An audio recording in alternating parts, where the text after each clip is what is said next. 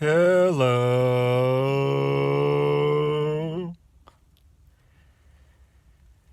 So, one reason that I know that so much of the information we see on places like this platform, YouTube, is baloney when it comes to the law of attraction is because they don't talk about the underlying principles that we've been discussing the last couple of videos in regards to QA. And we're going to talk a little bit more about QA's principles and ideas in this video.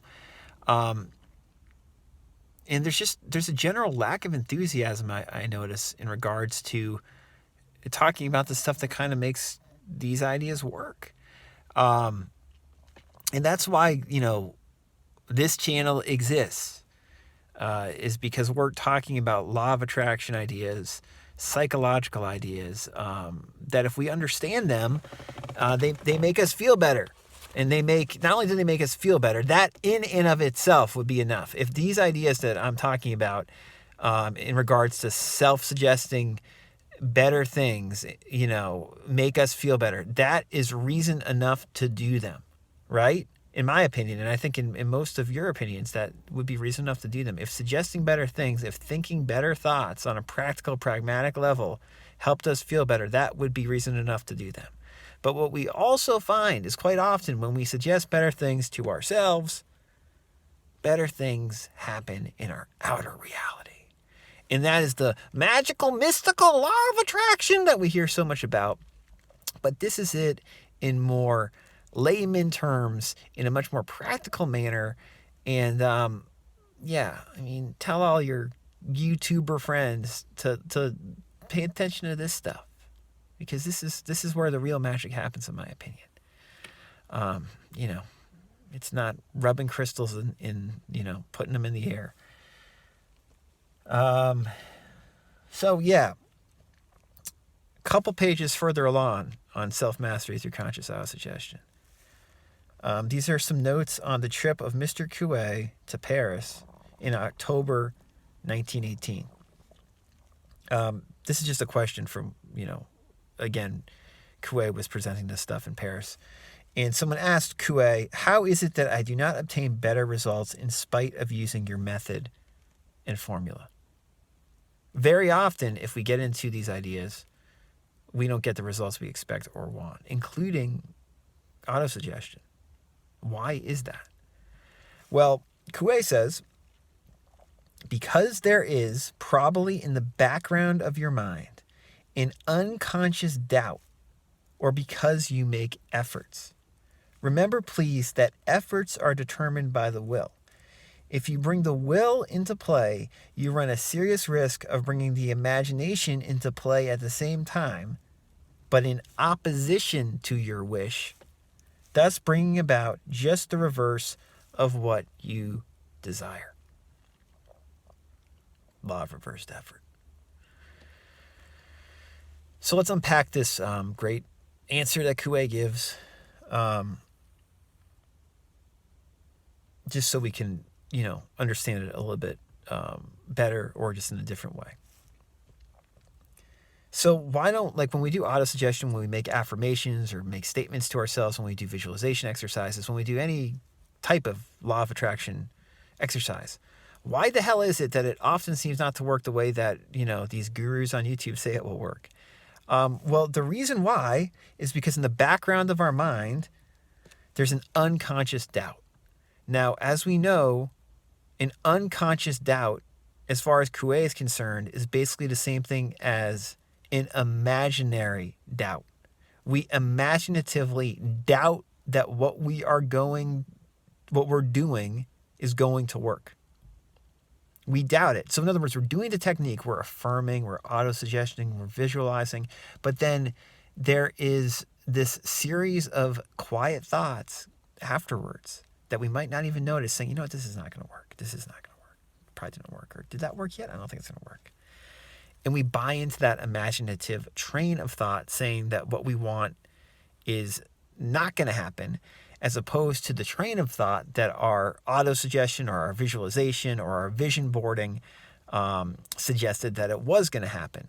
So our unconscious, our imagination has taken over and subverted our desire, subverted our technique, so it no longer happens, no longer comes into fruition. So what we also do is we make effort. We imaginatively think, is this actually going to happen? It might not happen. I'm going to try to make it happen. And by trying to make it happen, you subvert the idea as well, because you imaginatively start implanting doubt in your mind that it's not going to happen. What you want to do is implant an idea into your mind imaginatively in a easy, fluid way where it's just in there naturally. And it's going to happen. It's like an automatic thought, basically, a quiet automatic thought. Oh, this is happening. This is going to occur. My desire is going to come to fruition. When we start utilizing willpower, it's very likely that our willpower is there. We're utilizing willpower because we're afraid that what we want is not going to happen. So in other words, when you expect something to happen, you're going to be using not that much willpower usually to make it happen, because you expect it's going to happen. You do what needs to be done. You utilize your willpower when needed, but you're not concerned about something happening because it's inevitably going to occur. Your desire is going to be actualized. And so you're not overly concerned. You're not trying to will it into being. If you're trying to will something into being, it means that you have all this imaginary doubt or unconscious doubt that it's probably not going to happen unless you use willpower to make it happen. Using willpower to make something happen makes what we want to happen not happen. If you bring the will into play, Coué says, you run a serious risk of bringing the imagination into play at the same time, but in opposition to your wish.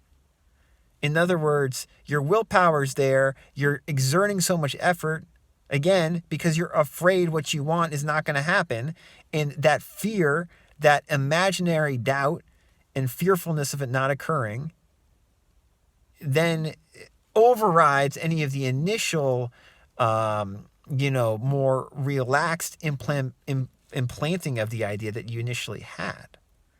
So we suggest something to ourselves in autosuggestion, using Coué's method, or we affirm something to ourselves, or we visualize something to ourselves.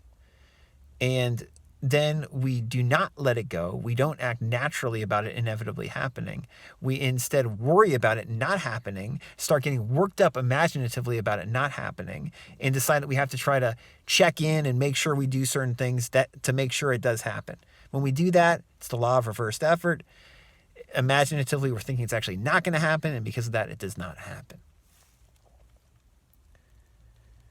When we do it, this brings about the reverse of what you desire.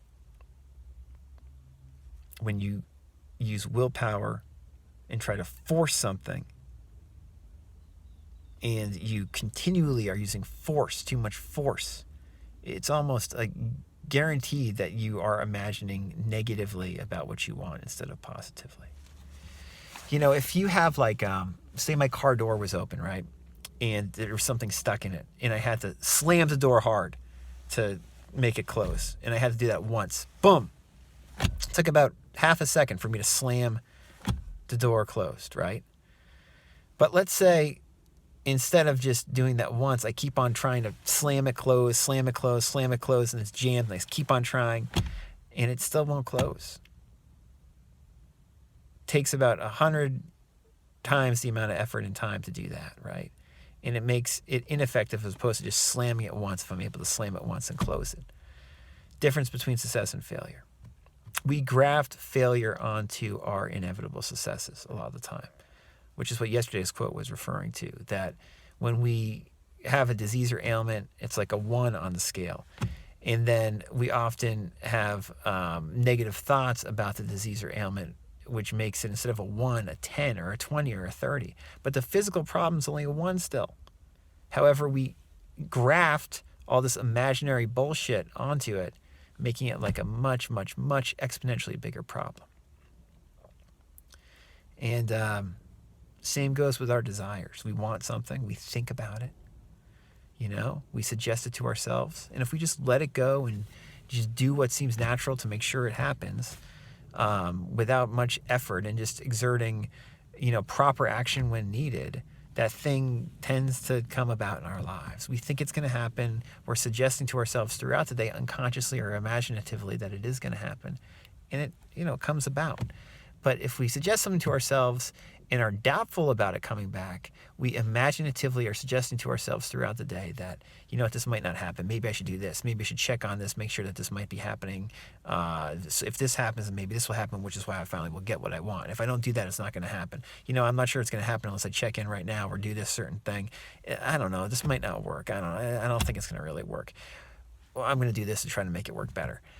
We're obsessing about something and really thinking it's not going to happen when we behave that way. Is this confusing? I feel like I made this too confusing. And that's why these ideas sometimes get lost in translation, because it's these simple concepts which we then confuse ourselves over. Imaginatively, we overthink things. If you want something, think that you're going to get it. That's what it comes down to. Don't think you're going to get something and then worry about why you might not get it and how it probably is not going to happen. Just keep on thinking you're going to get it. That usually is the best way to actually end up getting what you want, or getting something similar to what you want in your life.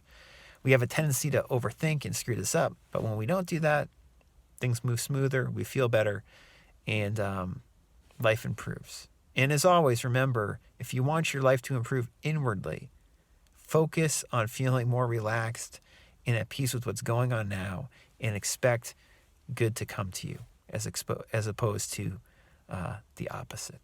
Okay? Relax more and don't put so much effort into trying to feel good.